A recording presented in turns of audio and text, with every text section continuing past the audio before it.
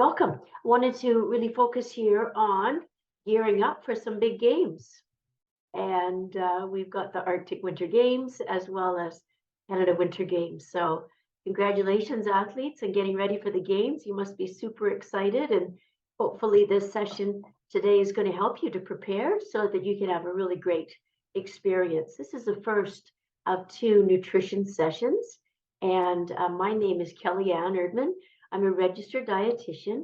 I'm based in Kelowna, BC, and I continue to do some contract work as a dietitian with athletes out of the Canadian Sport Institute, Calgary, as well as private clients in that throughout Pacific Sport and throughout BC and Canada. So welcome.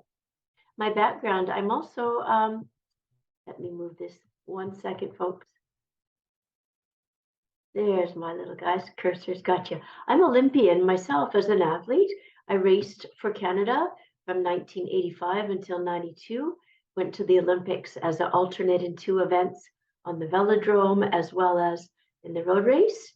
And that was a lot of fun. So while I was racing as an athlete, I was also working as a dietitian. And that was my real passion to work with athletes, is because my background in sport and all the years of training and racing and that experience. I wished I knew then what I know now, my goodness.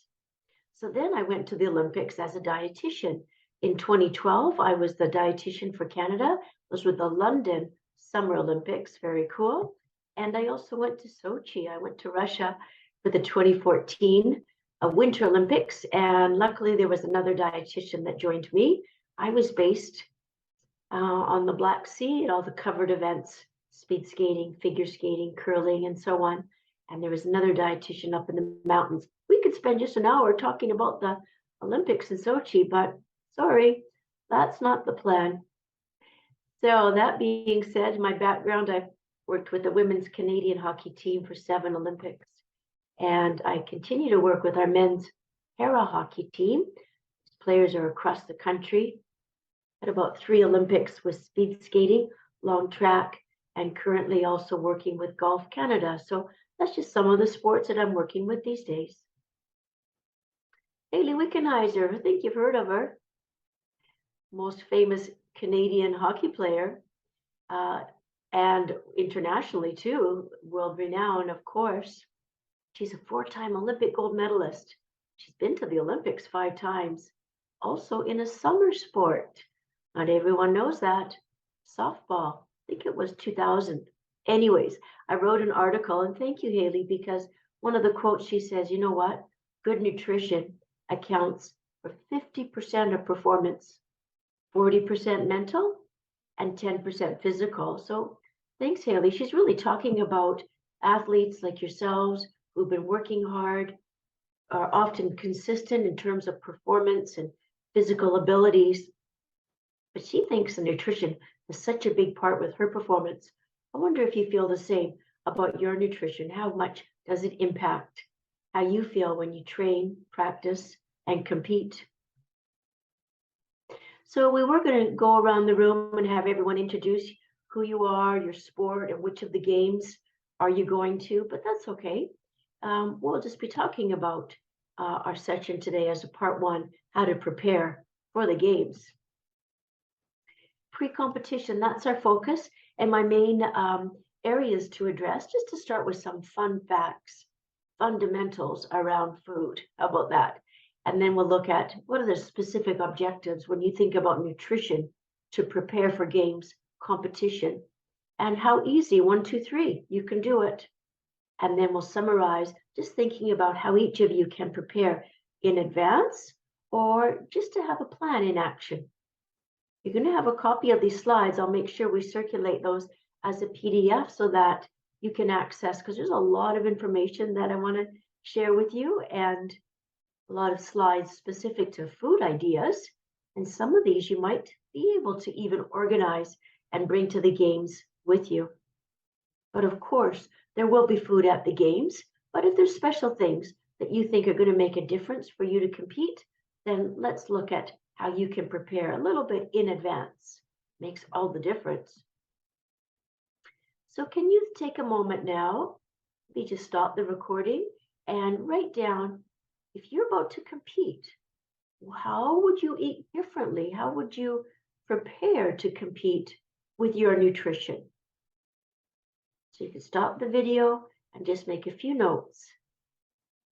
And we'll see how close the things that you might do will be as close as what I'm describing today. Or maybe you'll just learn a whole bunch of new stuff. That's okay too. Let's start with some specifics about food. The tip of the iceberg. I wonder if some of you have heard of that term before. When we talk about that, it's kind of like what we see from the water level above the water is just this little tip. What holds that iceberg up is this huge, massive foundation underneath. So kind of comparing this to food. Eating well starts with having that good foundation. It's nice and solid. What we see here is that sometimes athletes will ask us, hey, what supplement should I take? Should I drink sport drink? What vitamins? What minerals should I be taking? Well, okay, you can look at supplements, but honestly, if you don't have this big solid foundation of eating enough, eating a good variety of different foods, getting all the nutrients that you need, if you don't have that solid food foundation, your iceberg's going to crumble. So my message today is looking at all these food scenarios and things that you can do to prepare to compete. And so if I'm working with an athlete and we're trying to sort of listen to our bodies around signs that maybe you don't have that solid iceberg, maybe not eating appropriately or enough to support how hard you're working. Some signs of that could be when you go to exercise, compete, or train, your muscles feel kind of empty or heavy. Another sign might be when you're exercising, you feel shaky or dizzy or lightheaded. Another sign we would see watching you, one day you're amazing in practice, and the next day it's like, who is that athlete? So inconsistent, even in competition. Maybe you're not putting on the muscle, getting as strong as you would expect. For females, one sign of not eating at your best could be menstrual cycle stop. And then our moods can change too, or it might be a bit moody or irritable. It's not always feeling super happy. Maybe difficulty sleeping, concentrating, studying can be a bit of a challenge. And another one is you get sick very easily. You know, if we see an athlete who's always the one that gets the cold or the flu easily. So these are all signs that your body's nutrition might not be at its best. Those are the kinds of things we'll talk about today. Canada's Food Guide, you've heard of it. The foods groups are based on similar nutrients, right? But in the sport nutrition world, we don't look at food based on these kinds of food groups. We look at food as fuel. It's the gas in the tank of your body, like gas in the tank of a car. And we get our fuel from carbohydrates, proteins, and fats is where we get energy, fuel. So that's how we look at food as athletes. So I've got 15 foods on the screen.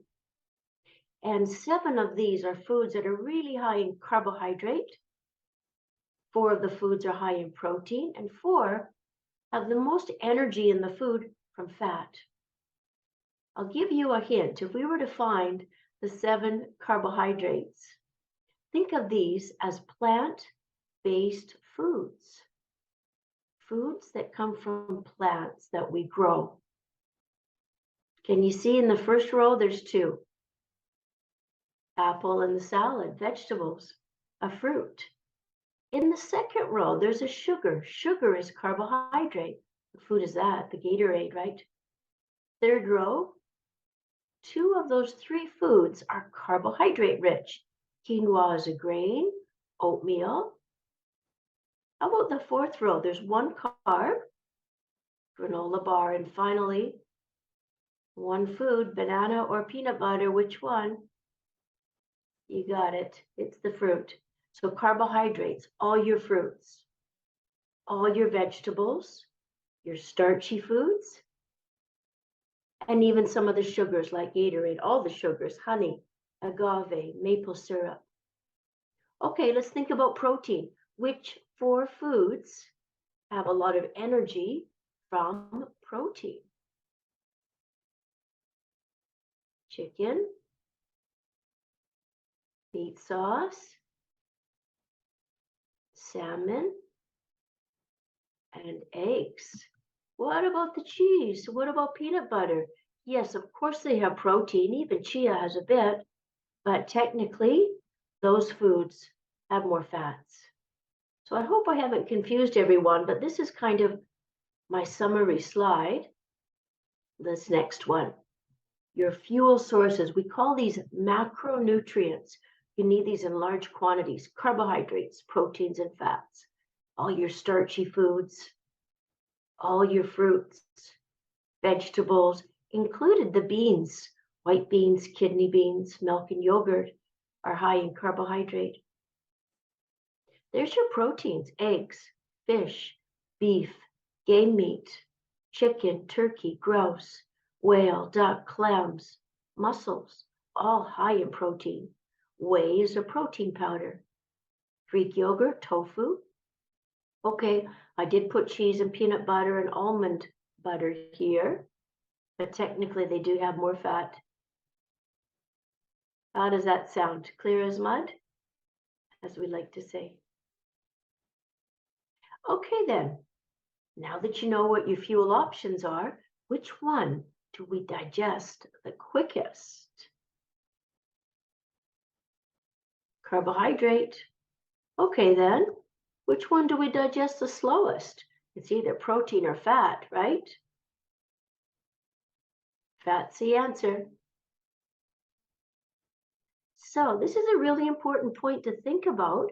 Part of our fun facts and understanding fundamentals on food. If you don't have much time between eating and competing, you don't want to go for a bag of chips. There's a lot of fat. That would just sit so heavy in your tummy, right? Instead, you would want quick energy, carbohydrates. So maybe that's a piece of fruit. More on that. When you plan your meals, it's really nice if we can do carbs with protein in our meals. But just remember this. We'll talk about this later when we get into specifics around the 3 steps for getting ready to compete. Okay, athletes, another perspective to think about on our fundamentals, and that is, what kind of fuel are you burning when you're competing? What is your body using inside as energy? Is it carbohydrate, protein, or fat? Those are your energy options, remember? You eat those foods, it's in your body, and that's what you're burning. But you burn different things at different times. What I've got here on the bottom is this represents your effort. If you're seated right now, you've got a low heart rate. And so what that means, just think of this line across the bottom as your exercise intensity. If you're sitting, you're not doing much, heart's beating, but not working hard. Pretend you start to walk and as my arrow goes across the bottom, then maybe just some jogging, now striding, tempo, full on sprinting is over here. That's 100%. So for example, if you're table tennis, you're not jogging around the table, you're full on sprinting. That's a maximal effort, right? What we look at here is what's happening with these colored lines. When you're sitting over here, low intensity, look at this. This bar is higher. That means you're using more fat for energy. But as you start to move and warm up, doing some strides, some little sprints to maximal game efforts, what are you burning here? Maximal effort, carbohydrate. You're not burning fat. So that's important to think about as we're preparing to compete. Low intensity, you use more fat for energy. High intensity, your body is burning carbohydrates as your fuel.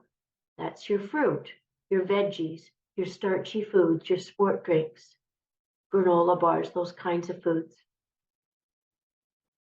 Okay, more fun facts. This is biology 20, by the way.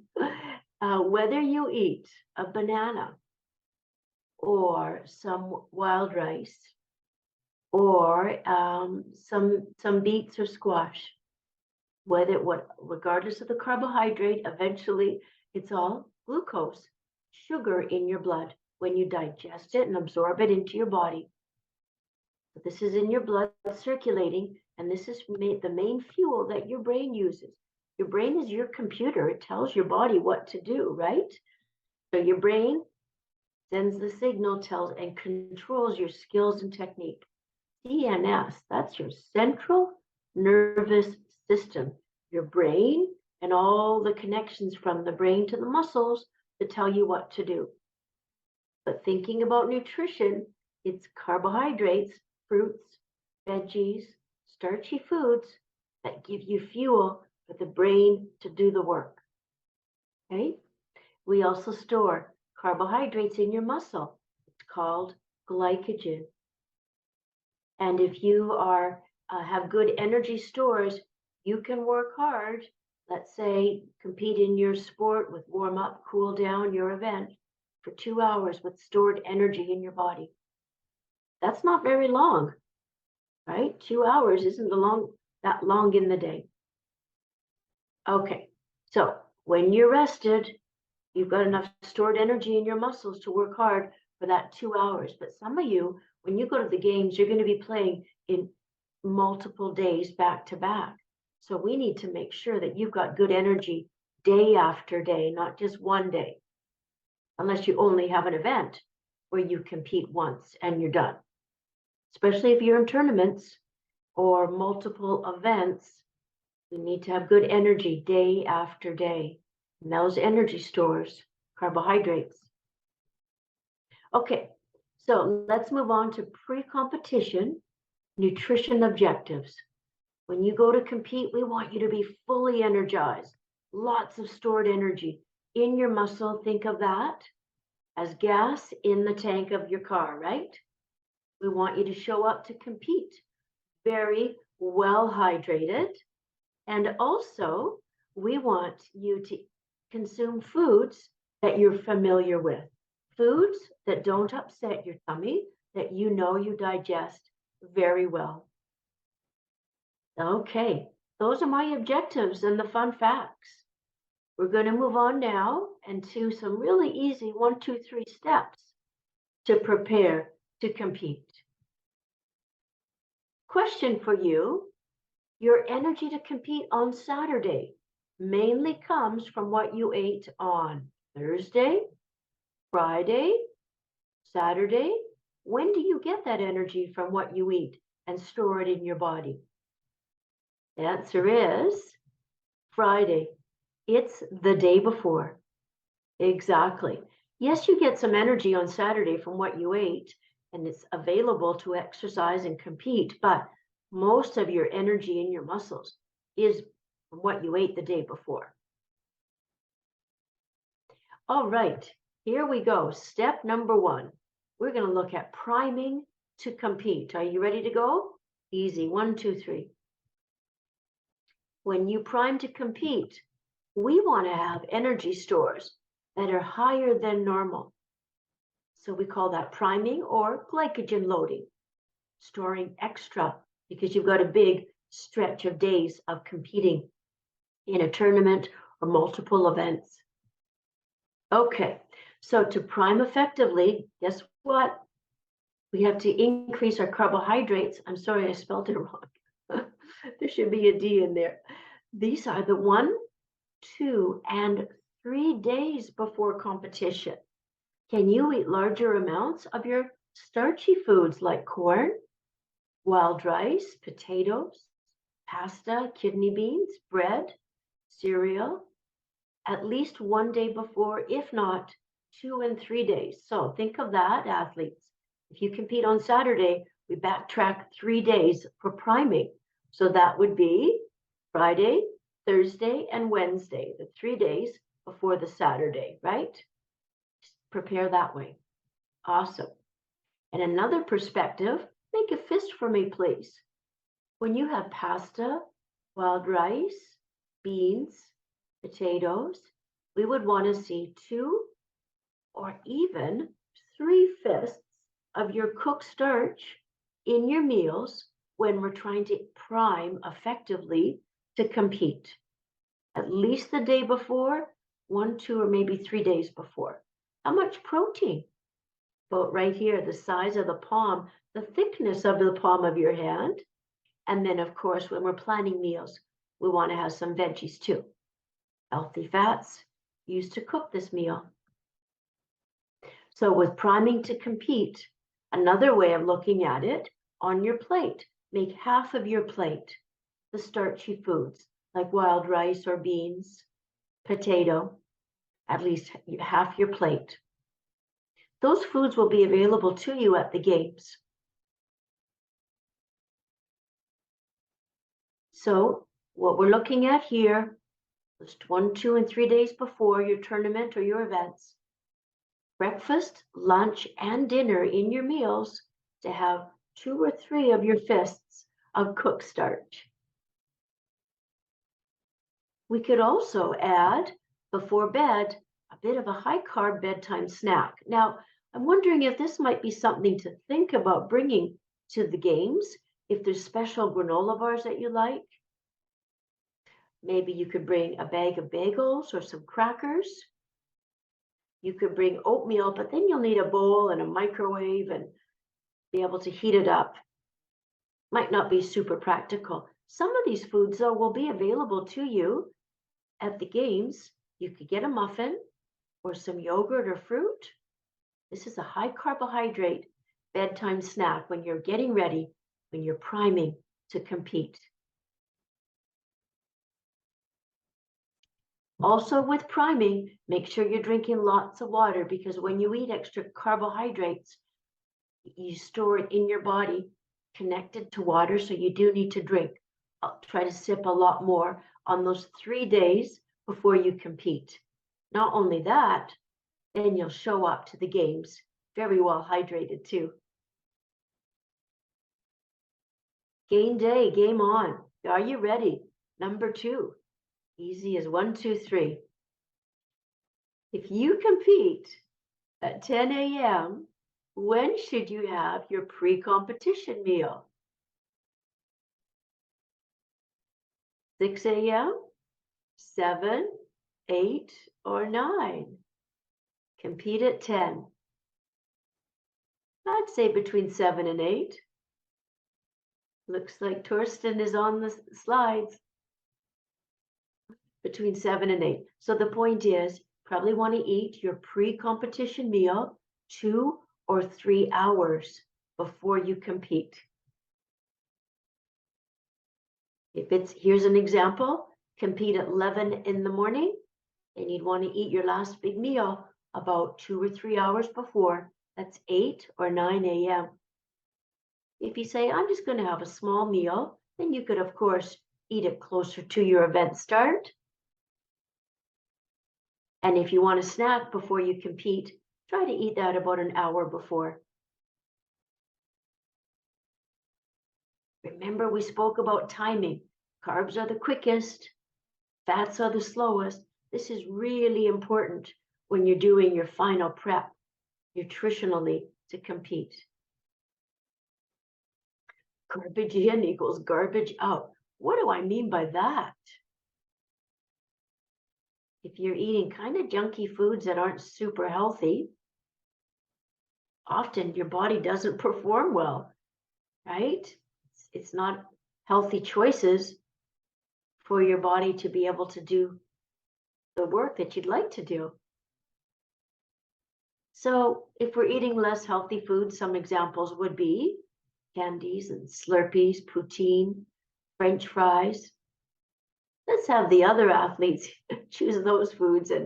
And by knowing this tip, that helps you to prepare in advance, so you're fully energized and your body has got some good fuel. I think of this as kind of like putting diesel in your car that doesn't run on diesel, right? Yeah, it's your body won't be happy and perform at its best. You are what you eat. Is that what we say? But it doesn't mean that you could never have these foods. If we say like 90% of the time, most of the time, making healthy choices from whole foods and good proteins, and having some extras. But I would caution these athletes, be careful when you go to the games. And as I said, I've worked at the Olympics, I've been an athlete at the Olympics. There's a lot of food available to you. And sometimes athletes do what we call the seafood diet. And I don't mean eating fish, where they see it, now they want to eat it because maybe they don't have access to some of these foods all the time. You're going to see cookies and cakes and pastries and those kinds of things. That's okay to have in moderation, but when you're getting ready to perform, let's try to keep pretty healthy with our choices if you can. All right. Game day, pre-competition meal, which one would be the best? I've got 4 different meal ideas. One is spaghetti with meat sauce. One is lasagna, fettuccine alfredo with chicken. And the 4th one is a salad with chicken. If you're going to have a meal before you compete, your last big meal, which one of these 4 would be the best choice? Did you think spaghetti and meat sauce? Nice lean meat sauce, that'd be great. Lasagna might be too heavy. Just sit really, make you feel kind of sluggish because of all the cheese and the fat. It might make you feel too full. Alfredo is a cream sauce, the fettuccine noodles, nothing wrong with the noodles and the chicken. It's the cream sauce that might be too rich and make your tummy not feel so great before competing. What about the salad with chicken? We would need to see some kind of starch with that, like some quinoa or some beans with it, chickpeas, black beans, or at least a bun. It's kind of a low carbohydrate meal. So in this case, from these 4, spaghetti with meat sauce was the best. Now, what if you compete in the morning? Let's look at this slide and see of different ideas of things that you could have to eat before you compete. Maybe it's oatmeal with some yogurt and some fruit. If you can sort of pick one from each of the 3 columns. How about some bread, some toast or bagel with some eggs and maybe a grapefruit? How about an English muffin? I don't think you're going to see peanut butter at the games. They typically don't have nuts there, so you probably best not to bring any in case someone has allergies. But English muffin, maybe that's some eggs or some meat with it and some fruit. Pancake with some eggs and some bacon and maybe a fruit cup. Or potatoes are nice too to have as part of our breakfast with eggs and meat and some fruit. Easy to do, right? These foods will be available to you at the games. Don't forget the water when it comes to competing and your pre-competition meal. So athletes, I want to share with you some ideas of different meals that you could have before you compete. Chicken and rice and veggies, really well tolerated. That's a good choice for every athlete. It's gluten-free, it's nut-free, it's not vegetarian, there's no dairy in that to bother someone's tummy. Meat, sauce, pasta, a salad. You could even do a sandwich. And maybe in addition to that sandwich, have a piece of fruit and a muffin. Maybe there's pasta salad. Throw in some protein like some fish or chicken or cottage cheese and veggies. Maybe it's breakfast, an egg meal that might be your pre-competition. You might see egg burritos where it's scrambled eggs with salsa and cheese and you roll it up in a tortilla. I'm making you hungry? Oatmeal will be there at the games. It's a great choice, but I would add to it a piece of toast with some egg, yogurt and fruit. How does that sound? Pre-competition meals. Let's move on to think about snacks. There's 5 ideas here. Can you think of which one is probably not the best? snack choice to have right before competing. We've got almonds and dried fruit, pepperoni stick, protein bar, cheese string and fruit, toast with peanut butter. Which one is not the best? I would say the pepperoni stick. It's kind of spicy, and it might make you feel like you burp a lot and indigestion, just not feel great.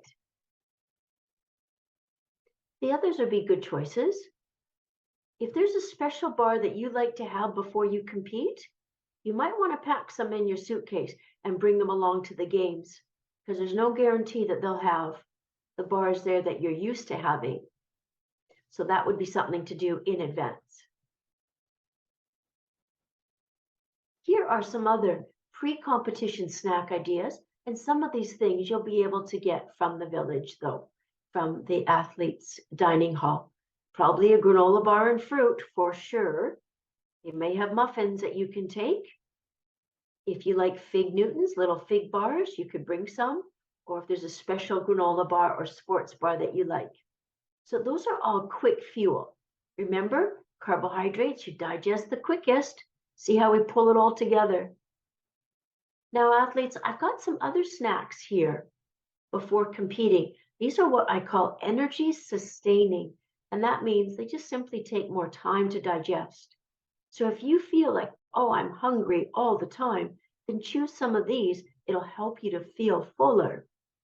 And at the dining hall, you'll probably see things like hard-boiled eggs, some cheese that you could bring, some meat or chicken, maybe make a bun that's got some meat from breakfast or lunch, bring a sandwich. That would be an example of an energy sustaining, especially if you're playing in a tournament that's a long time in one day. You'll also be able to ask for a bag lunch, and they will be available to you at the venue.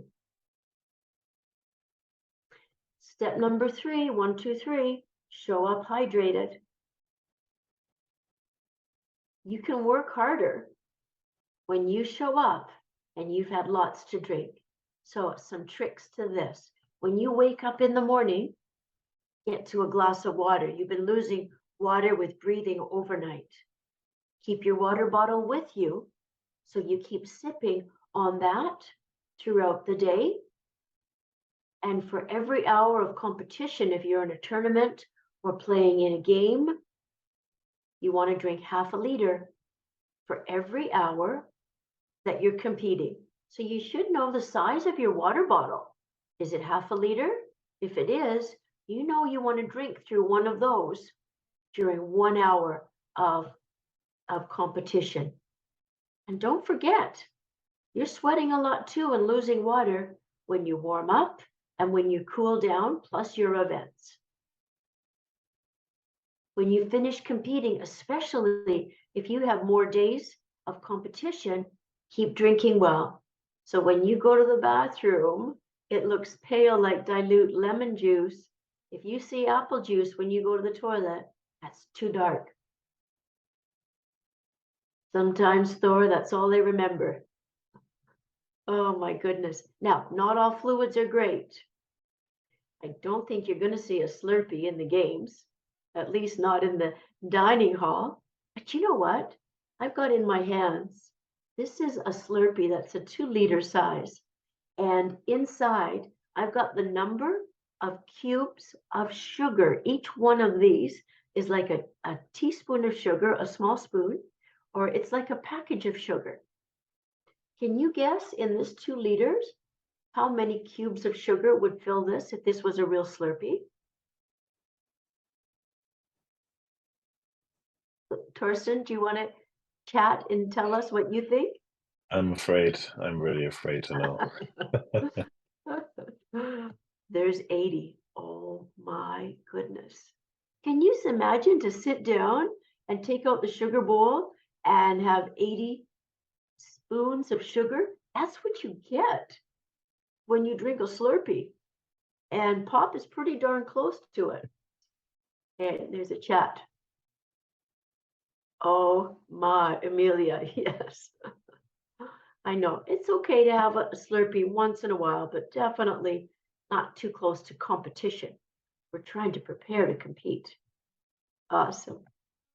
So some fluid choices are better than others. Water and milk substitutes like oat milk, almond milk, juice that's unsweetened. Sport drinks at times, like Gatorade, has its place. And then there's fluids that aren't super healthy. Pop, iced tea, lemonade, Slurpees, and then some of these coffees that are full of different flavors and additions. Don't need to worry about alcohol, but many of these drinks like pop and lemonade have almost as much sugar as my Slurpee does. So don't be fooled. You look at lemonade, it looks healthy because there's lemons on the little label, but there's much more to it than just lemons in lemonade. So there you have it. Easy as 1, 2, 3 around how to prepare nutritionally to compete. Based on what I described, how many of you are going to do some of the priming? Remember that is about 3 each day, 1, 2, and 3 days before you compete. We want 2 or 3 fists of cooked starch in all your meals, breakfast, lunch, and dinner. And that's energizing your muscles before your competition even starts. How many of you are going to work on drinking more water to get ready to compete? What about what you're going to have the day of competition in terms of healthy choices? Your last meal, chicken, rice, and vegetables, a sandwich. Are you going to have a top up energizing snack like a granola bar or a muffin or a piece of fruit? And don't forget those fluids. So there you have it. Fueling excellence, pre-competition. Good luck, athletes. Hope you join us for session number 2, where we talk about nutrition during competitions, and especially when you have back-to-back days of competing, and what we can do on the nutrition side of things. Thanks so much. Bye now.